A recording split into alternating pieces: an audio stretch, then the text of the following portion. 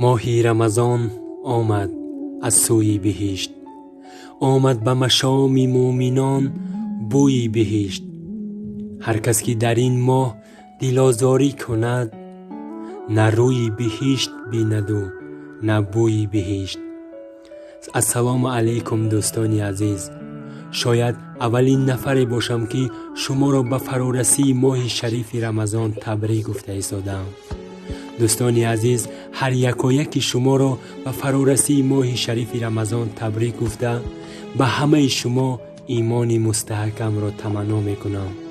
خداوندا به شرافت ماه بزرگت این وبا را از سر تمام مسلمان ها دور بگردان. خداوندا همه مردم غریب را به سر بلند و تن صحت و پیش پدر و مادرشان بر بگردان. آمین.